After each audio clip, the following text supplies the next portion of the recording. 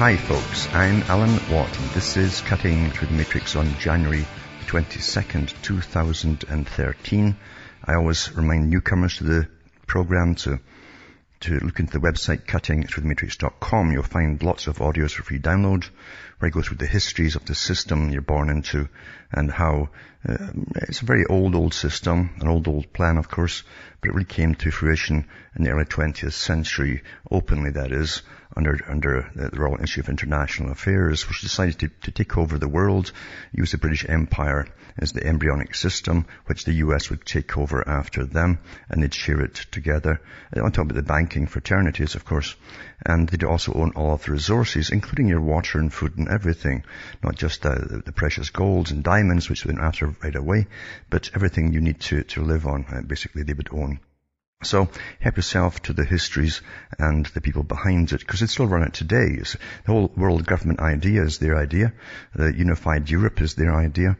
And the unified Americas that's still coming in, is still getting pushed, is their idea too. Same with the APEC countries in the Far East. So it's all a big program. You're looking through a script, including the wars that have to happen to take down countries that they say won't fit in the way they are at the moment. So they're all being standardized into the same system, one way or the other. And remember too, you can get transcripts in English of the talks I've given and all the sites listed at cuttingthroughthematrix.com, and you can print up, and you can also go into Alan Watt's Sentinel.eu for transcripts in other languages. And remember too, you bring me to you, you're the audience, bring me to you, don't bring advertisers on as guests. And depend upon you, the listeners, to support me. So you can do so by buying the books and discs at cuttingthroughthematrix.com or donating. And from the US to Canada, remember, you can still use personal checks or international postal money orders from the post office. And you can also send cash or use PayPal across the world, Western Union, MoneyGram, and PayPal. But we truly are going into this world society, planned, as I say, an awful long time ago. And this institution was given a royal charter to exist, puts people into governments. In fact, they even claim from their own personal historian, from their American branch, Council on Foreign Relations, that they've run the country for 100 years, putting in presidents in the US and across the world too, where they have their bases. They have them across the whole world now in every country. They even have the European Council on Foreign Relations, and George Soros was appointed as head of that one. So they run the world, and their whole idea was to bring in this global system and eventually get their private central banking systems all over the world, borrowing from the World Bank. And the IMF is the heavy guy who comes in to collect and tell governments what to do.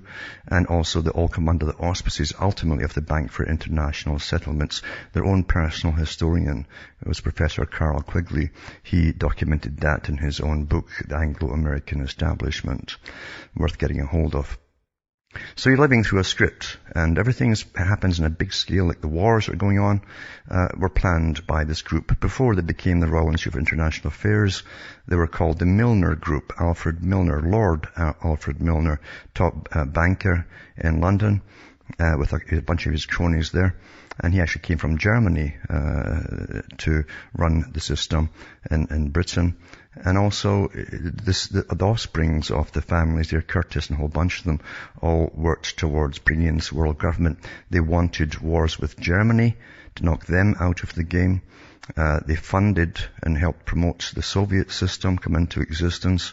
They funded Germany as well to come into existence in the Nazi era. And they had the wars going. They said that world wars would be inevitable in order to get this world to its knees, to go under a global form of government and an economic master. Back with more after this break.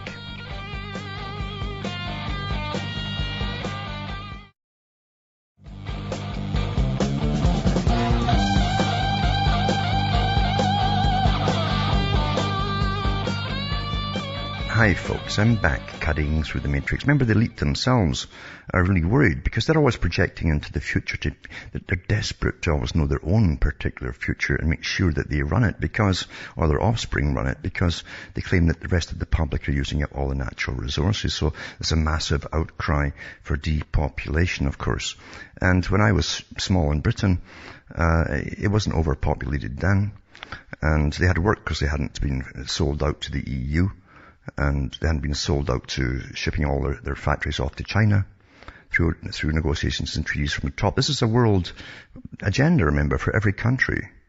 And so, used to have, I think it was Margaret Thatcher came in, she said, we'll have to open the floodgates to immigration, she said, because people aren't having enough children to pay off the national debt. That was the con that she used there.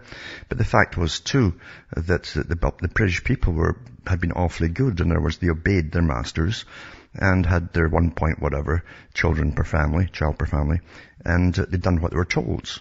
And so it's not good enough. You can't win, you understand, because there's a bigger agenda at work. And at that time they used to show always overpopulated places in Bangladesh or in India. They'd always show the same place in Calcutta with the masses of teeming people.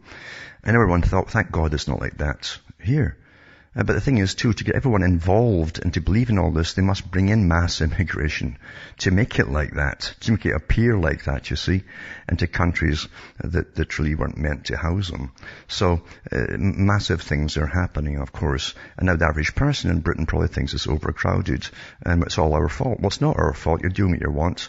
And if you are decreasing your native population, why should you be put under by hordes coming in, or told to come in by their governments, partly to destroy what's left of the culture too, because that was part of the agenda of the Royal Institute of International Affairs, destroying all the cultures, and then there'd be world peace when the one group would rule over the rest, you see. One group would rule over the rest. And that's pretty well happened. But anyway, every so often they come out with their favourite frontmen who are always on television, and every country has their favourite person who's given the job. It's Suzuki in Canada, and it's Attenborough in Britain, to hype on about global warming, overpopulation, all that kind of stuff, all the PC stuff. But Sir David Attenborough's been going for years. He started off again with nature and animals. He always loved people who liked animals, you see. And children get raised up with them, and then they turn greenies, you see. That's the whole idea of it. But they have a different agenda. And so Sir David Attenborough has described mankind as a plague on the earth and issued a stark warning: the world must limit population growth. This is to herald his new series on television on the Eden channel. You know, I guess there's not many people in Eden. Anyway, it says, the 86-year-old presenter bleakly predicted that if humans don't curb burgeoning populations, well, who's the humans that are causing it? Who have got burgeoning populations? Because it's not the people. Says, I've read the articles here from the United Nations themselves on Britain, Canada, the States and elsewhere, where the native populations are being plummeting for years. It's the mass immigration that's causing it, and that's welcomed in by the governments. Anyway, Sir David is a patron of the Population Matters organization, which calls for smaller family size. He's also a member of the Optimum Population Club. Made his comments while speaking to the Radio Times about his latest series for the Eden Channel. And it says here that the face and voice of natural history programs, his career spans 60 years, but David Attenborough said in a Radio Times interview he would not be replaced as a BBC nature frontman. Remember the BBC, I'm going to put that article up again tonight on the BBC, all the money they spent getting the BBC on board with the whole greening depopulation agenda. Too many people. They spent a lot of cash on that. That's why those who disagreed with the BBC, who worked in the BBC on global warming, climate change, were all kicked out, like Bellamy, for instance. But it says, the more you go on, the less you need people standing between the animal and camera waving their arms about, he said. It's cheaper to get someone in front of a camera describing animal behavior than actually showing you it, he says. So anyway, he says either we limit population growth or the natural world will do it for us, and the natural world is doing it for us right now.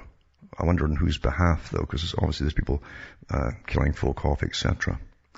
So there's 2 articles on him. I'll put them up tonight. And going back, remember, this is the plague stuff. And Prince Philip in 1984 said this: humanity is reaching plague proportions, he says.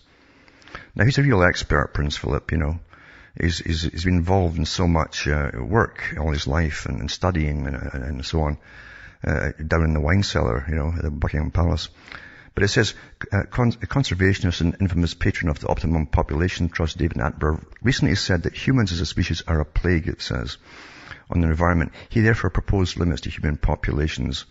It says, we are a plague on the earth, And he says it's coming home to roost over the next 50 years or so. It's not just climate change, it's sheer space, places to grow food for this enormous horde. Either we limit our population growth or the natural world will do it for us. The natural world is doing it for us right now. The plague comments by the famous BBC presenter literally echo statements made by His Royal Highness Prince Philip, who in 1984 bluntly pointed out that humanity is reaching plague proportions. But by stating humans are a plague, these environmentalists are saying that humanity equals a disease.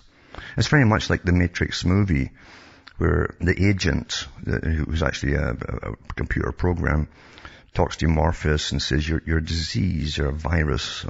That's what he calls them, humanity. And it's a disease that may be cured by, as Attenborough poses, limiting population growth. If not, nature will do it for us. This belief is deeply embedded in a large part of the environmentalist and scientific community. Philip's son, the Prince of Wales, recently endorsed a report on population growth by the King and Queen of Neo-Malthusianism, Paul and Anne Ehrlich. They've been at this their whole life getting massive funding for hammering the population growth and so on. On the official website of the Prince of Wales, Prince Charles commented that Ehrlich's latest population study published in the Proceedings of the Royal Society on January the 8th of this year, calling, for other things, for globally provided backup abortions to avert population catastrophe. And the Prince writes, we do in fact have all the tools, assets and knowledge to avoid the collapse of which this report warns, but only if we act decisively now. Well, the last one, big population bomb, it was all BS. But it doesn't matter how much BS they churn out. They always bring out the same characters, because they're awfully good at hyping up the fear and so on. And actually, if they do abortion on an IQ level, I think Prince Charles might be changing his mind there, because I don't think he'd be around. Anyway, it says, in the latest study entitled, Can a Collapse of Global Civilization Be Avoided? The biologist Paul Ehrlich and his wife repeat their decade-long mantra, namely that global population growth is certain to collapse civilization as a whole, and on a concerted global effort to reduce fertility. Now, you better understand they've been doing that. That's why folk are going sterile.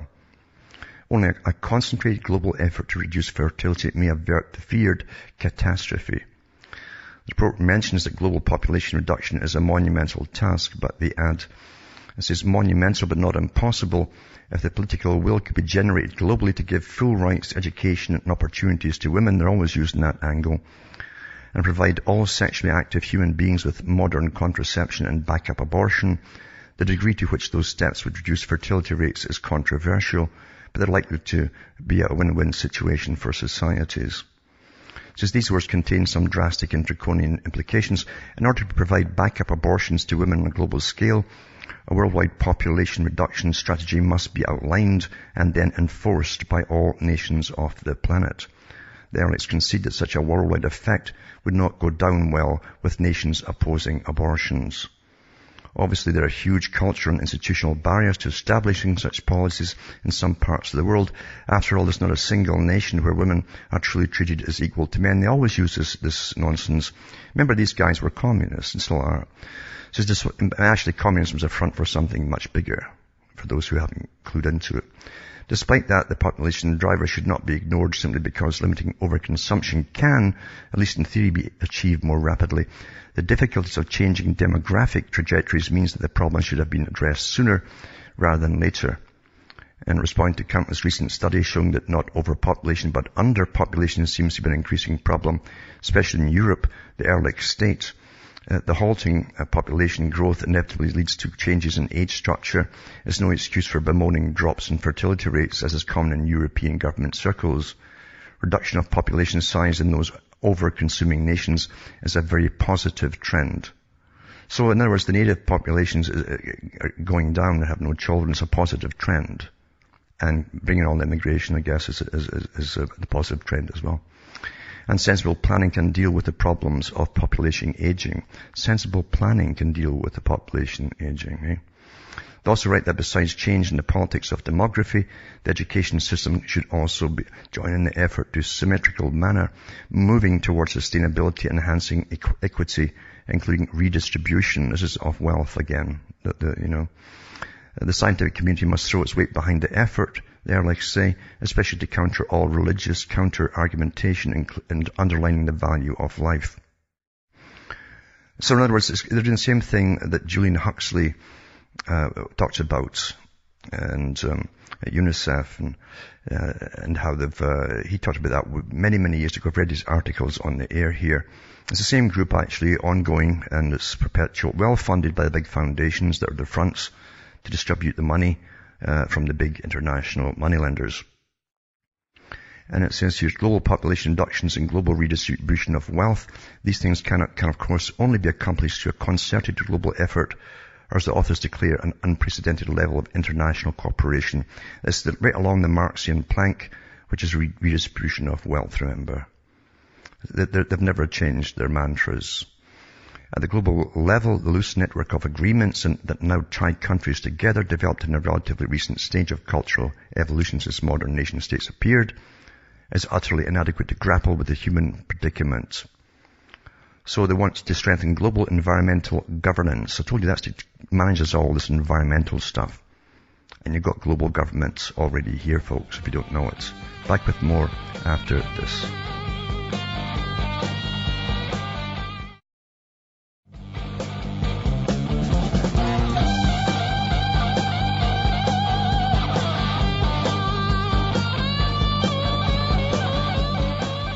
Hi folks, we're back cutting through the matrix, talking about the big system and the agenda, of course. There's many parts of the agenda, and everyone gets massive publicity through the media. Of course, they own the media, you understand.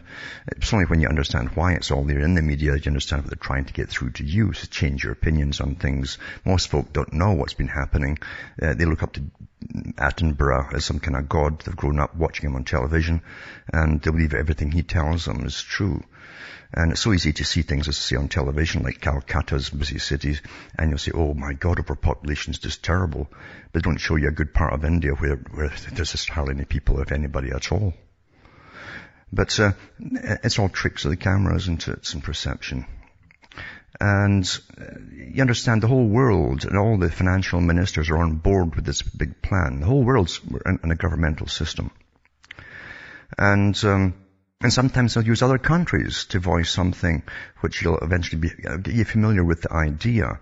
And then when your own guys see it in your own countries, you'll say, oh, well, I guess so. I guess it had to be that way.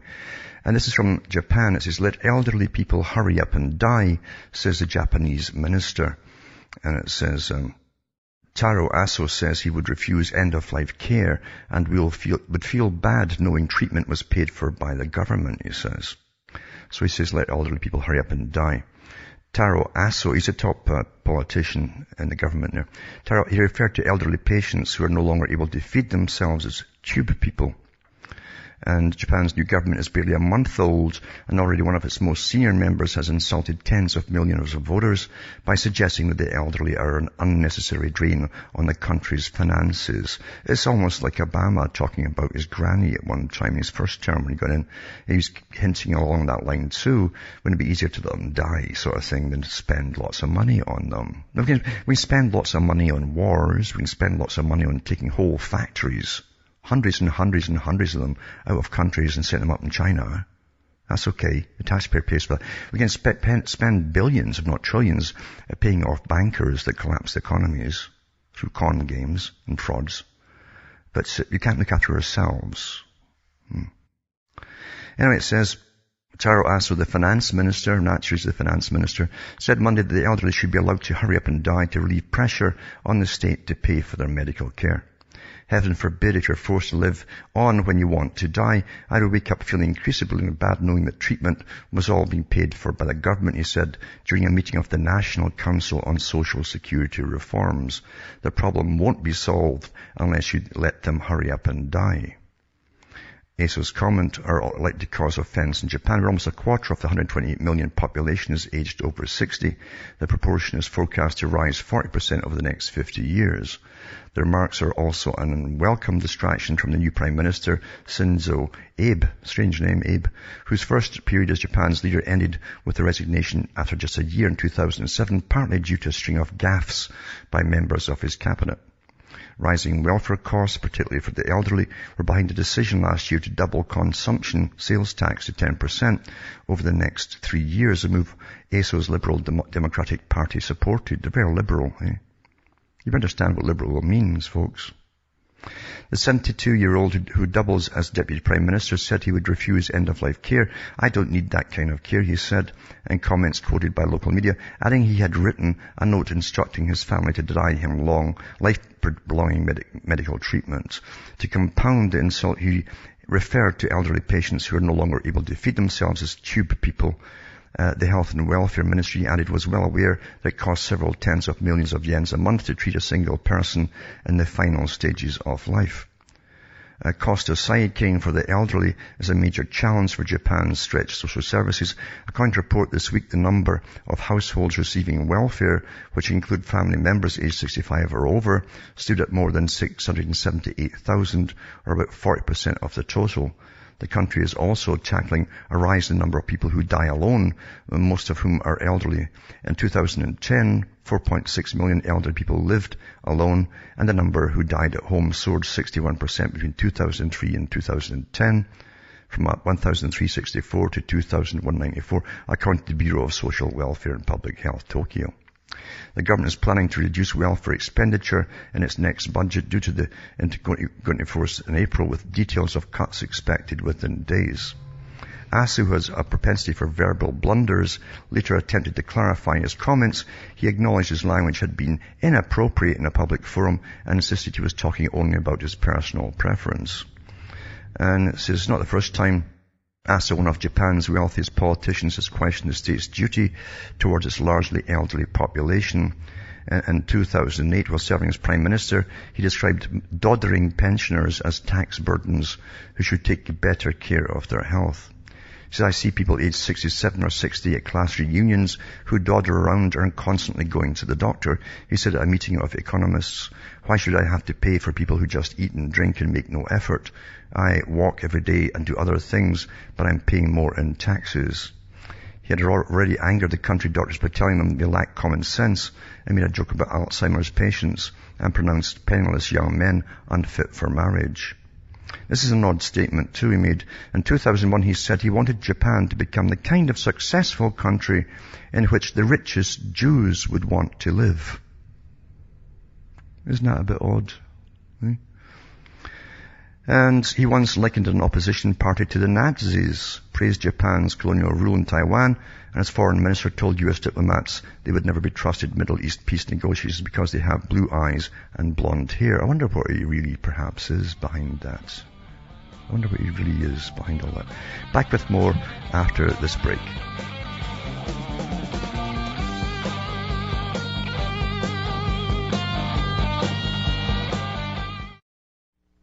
You're listening to the Republic Broadcasting Network, because you can handle the truth.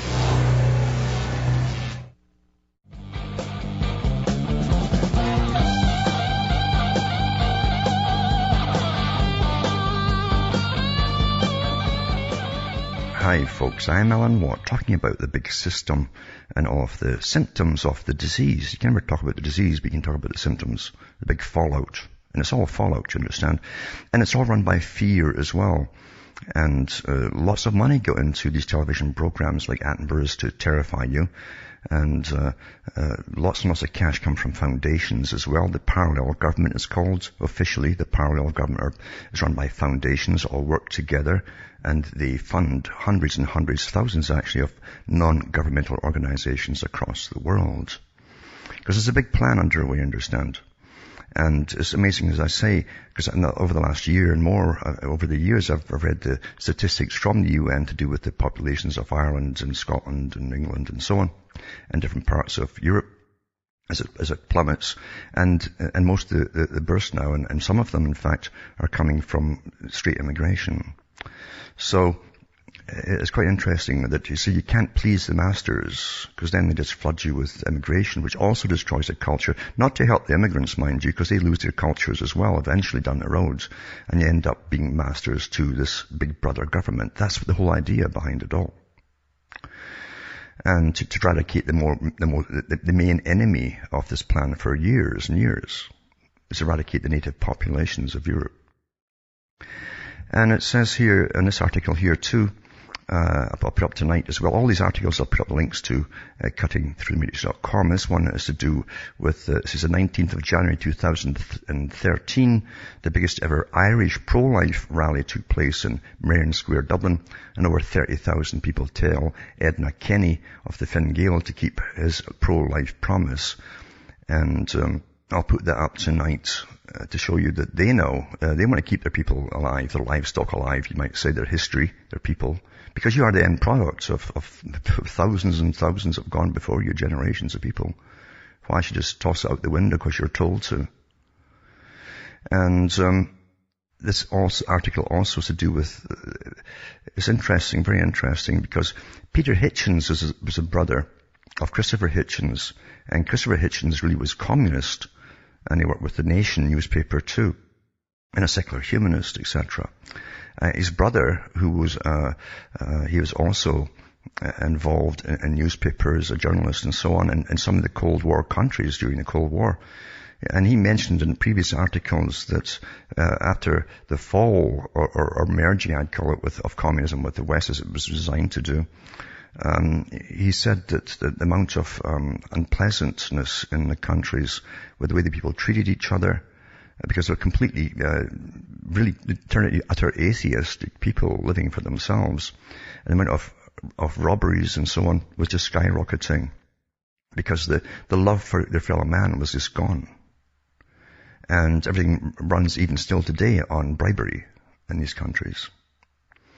But here he is on what's happened to Britain as well, because he knows there's been a war, a specific war by a certain people who had to destroy first the church.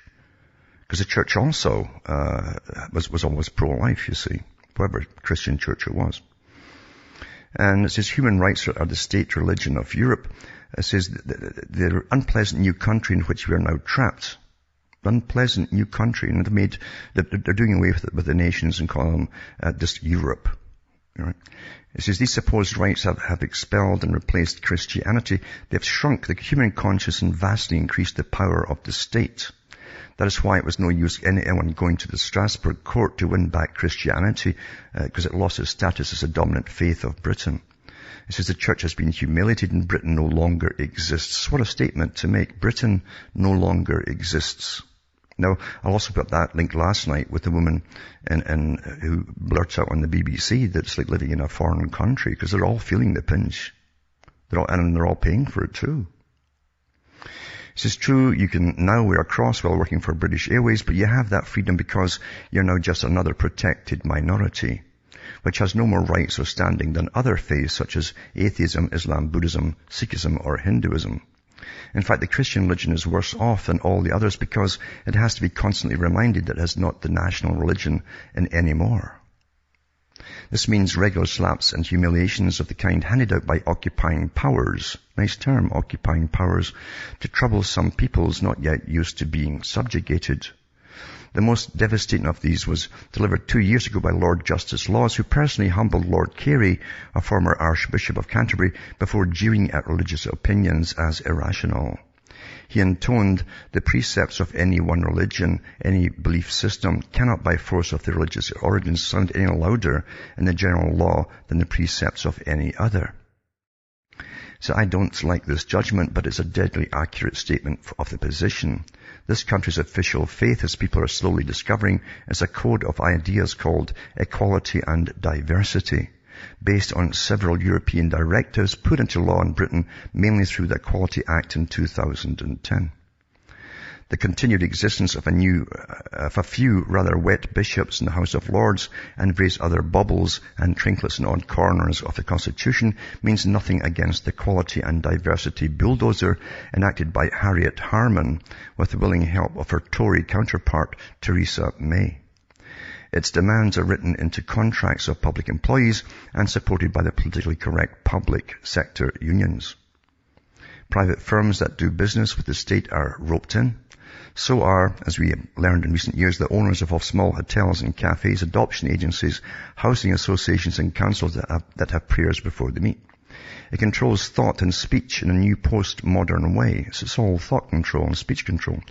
Today, liberal bigots don't crudely threaten to throw people in prison for saying things they disapprove of, or they do. It says that might result in protests even from the increasingly spineless people of this country. Instead, they menace our livelihoods. Speak out and you lose your job with little hope of ever getting another. This is totally Big Brother and totalitarian. This is, of course, tyrannical and brutal, but because it's not the Gestapo, the Stasi, or the Gulag, we don't recognize it for what it is. And because it's done in the name of rights, which sound reassuring and friendly, we do not realize that it is in fact a deep and shameful wrong, and so it grows worse each day. It says, so it goes on, and it's quite worth reading this article, as I say. I'll put it up tonight, and you can read it for yourself. But it's true, Britain is gone. Britain is gone. Lots of countries have gone. There's still more to go. And there's big pushes by big, powerful forces to do in what's left. You understand? So it can be ruled properly by those at the top, who actually have a certain kind of religion, you might say. Now, again, too, we're in perpetual war. I've read the article before from the US military, and it's actually called Perpetual War, and it was also total conflict and so on. But that's what we're in now. It's a big agenda for your whole lifetime to come. You're going to live from one war to the next. And they're hyping it up. It's like East Asia, West Asia, as Winston says. Who are we fighting today? As they keep changing their sights. In 1984, the book, it says, the UK is in a generational struggle against terror, says the Prime Minister of Britain. And it says, it told MPs the UK needed an iron resolve to tackle the threat and put terrorism at the top of the G8's agenda under the UK's presidency. The Prime Minister said the threats of terrorism from Afghanistan and Pakistan had reduced, but North Africa was becoming a magnet for jihadists. Now, any excuse will do, and you wouldn't believe the wealth in the ground, the mineral wealth in the ground of North Africa. They do. They don't understand at the top. And never mind even the Congo, for God's sake, why they've been warring for years there. It's one of the biggest reserves of uranium. And the West wants it all for peanuts. Anyway, there's gold, there's all kinds of things here, very rich. And to tie in with this article too, I'll put a link up tonight to do with fragile states and ungoverned spaces. This was a CIA thing put out quite a few years back when Bush Jr. was in fact, the boys that ran him, he was the front puppet man. Talked about it too, the plan for revolutionary democracy, they'd call it at that time, where they were in any countries and forced democracy on the people by invading them. First you bomb them, then you shoot them apart and destroy their infrastructure, then you try and teach them democracy, supposedly. But again, now they're calling it fragile states and ungoverned spaces. It's a PDF I'll put up tonight too, and an article about it as well, because Obama's pushing on the same kind of thing. But it ties in with this article here, and it says, the threat of terrorism is bad, etc. It says, concerns about the growing influence of Al-Qaeda. This Al-Qaeda is just like Goldstein in 1984. It's everywhere, right? In North Africa have been heightened following the deployment of French troops to tackle militant groups linked to the network in Mali and the hostage crisis at an Algerian gas plant, in which at least 40 foreign hostages died in a 4-day siege. Remember, too, I'll put another link to the fact that there's even Canadians apparently were some of these militants over there. I wonder if we're training them here. So you don't know who works for the secret services and who doesn't anymore, you know. So Cameron told MPs that the murderous violence seen in Algeria required a strong security response, and the UK would work right across the region, including Nigeria, Libya and Mali, to tackle the threats. So they want to do all these countries, especially all the Muslim countries, have to be destroyed. And we'll hear one side of the story, which is they're all Al-Qaeda, radical Muslims and so on, etc., etc. And this article, even though the West created what was Al-Qaeda, which is a loose network at the time, and now we've got years of children going to grow up losing their mums and dads. They're never going to forget this, and you will have terror forever. They knew this before they started. When there's no terror there, you got to create it. That's what you do. And so he says, the North African terrorist threat could last decades, he says. And 3 Britons are confirmed dead and 3 more are believed to have died after Algerian army stormed a site in Amenas on Saturday. Another UK resident is also thought to be dead. One victim has been named as 46-year-old Paul Thomas Morgan. And the UK Prime Minister said the incident was a stark reminder of the terrorist threat in that part of the world and added, this is a global threat and it will require a global response.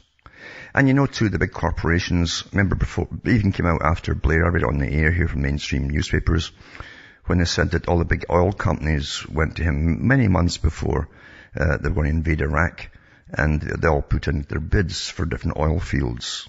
This is how they do it at the top. Well, they can do the same with all these countries I've just mentioned here. Also, of course, everybody's going on about the Texas shooting. Apparently it was some spiff between 2 fellas at the college campus in Houston. And at Lone Star College, it says North Harris campus. It says 3 people have been shot at a college and so on. And it says too that one person died with a heart attack. I don't know if it's an elderly person went by or what. And one person was arrested while a possible second gunman is being hunted by the police.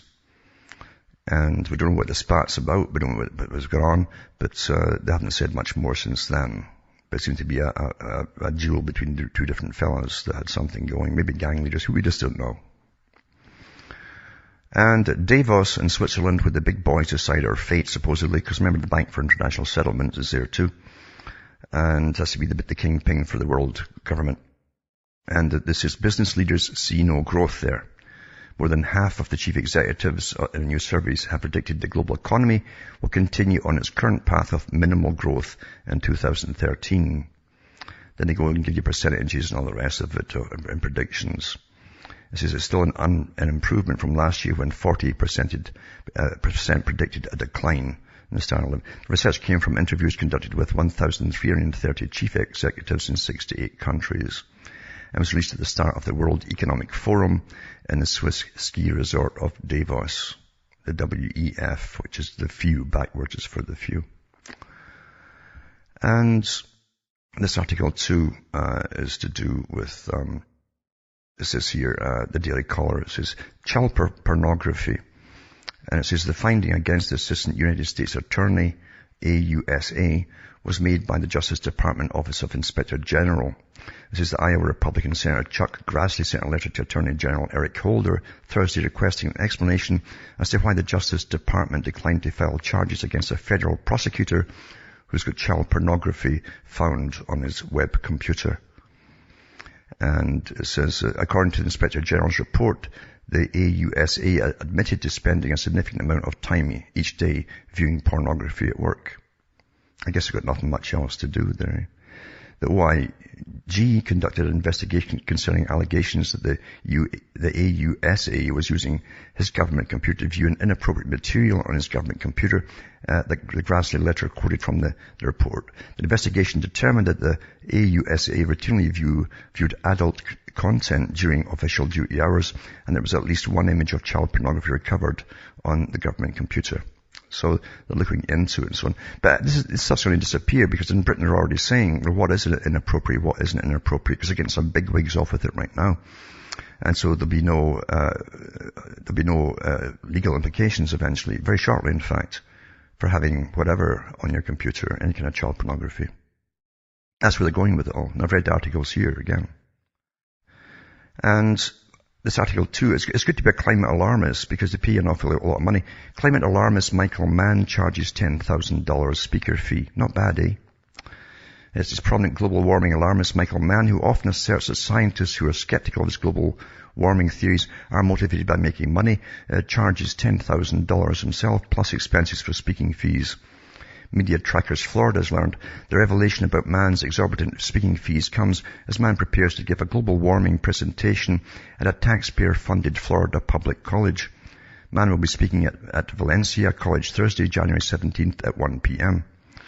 He's got an agent, just like they all do these days. They've got their own agents, just like, entertainers. Mann's agent is Jody Solomon, and he said in a phone call earlier this month that Mann would charge $10,000 plus travel expenses to address a meeting of Florida air conditioning specialists. Ironically, man publicly accuses scientists of making money off their skepticism of man's alarmist global warming claims. For example, in a 2012 interview with Popular Science, man accuses scientist Steve Milloy of being a valueless all-purpose denier for notorious industries who need a hired gun. Man presented no evidence of whether or how much money notorious industries allegedly give Milroy. Man's speaking fees, however, call into question his motives for championing global warming alarmism. Well, it's not hard to find out what his motives are, right? According to the American Spectator, man research projects received nearly $6 million in grant money through the end of 2009. Not bad, eh? Public records show man research projects additionally received nearly $1 million since 2010. He collects speaking fees in addition to his grant money, and is a very busy public speaker who may be making hundreds of thousands of dollars in annual speaking fees. So, it's the old story, it's what's good for them is good for them. Back with more after this break.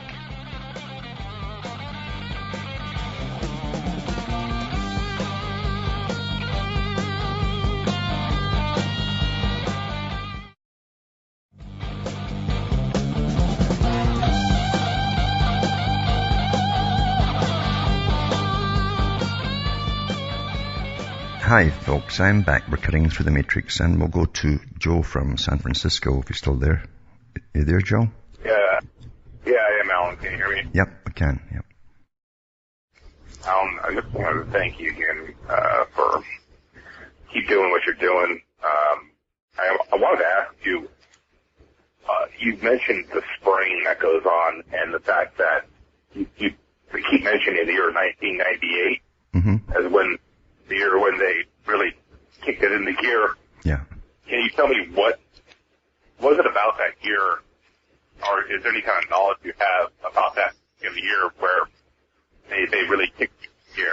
I just asked because that was the year that I felt things starting to get really kind of weird. Yeah, it was very evident for those that looked up at all in 1998, and I walked out the house one day and literally, I was like science fiction. They weren't so high, those aircraft, as they are now. And they were leaving massive trails. They'd already crisscrossed the sky, literally like a chessboard. And I thought, what is this? Is a war started or what? And the only thing I could find out that the countries involved that were getting sprayed suddenly, all together, had signed the Open Skies Treaty.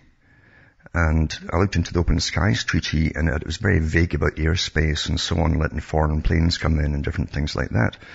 And I couldn't find any other connection, but obviously it had been planned a long, many years before, obviously, it had to be planned that way for them all to start at the same time in Canada and the States and Britain and elsewhere. It had to be an international treaty of some sort. Remember, there are treaties that the public are not allowed to get a hold of, because we wouldn't like them, obviously, so they're kept secret. But everybody was on it, everybody was in on it. And as soon as they started spraying, people were getting very sick. Sore throats, bronchitis that wouldn't clear up.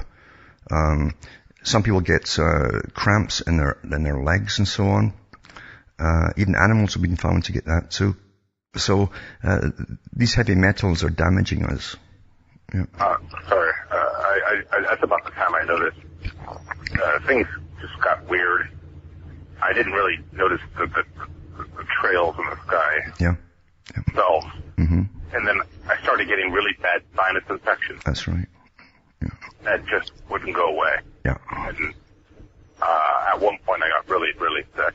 Anyway, I just thought that was really odd that you keep mentioning that year, the year that I met. I just saw things as getting kind of strange in the media elsewhere. So, anyway, thanks for answering my question. And thanks for calling. Yeah, there's no doubt about it. They did start spraying heavily then. People get bronchitis, couldn't clear it up, antibiotics after antibiotics. And there's obviously statistics that they know about at the top in Canada and the States of who's dying with it, the elderly or whatever, folk with bronchial problems. And if you ask, even then the pharmacies were exploding with their sales of bronchodilators for bronchial problems and cold formulas, just exploding. and they've still gone on. So winter and summer doesn't matter now.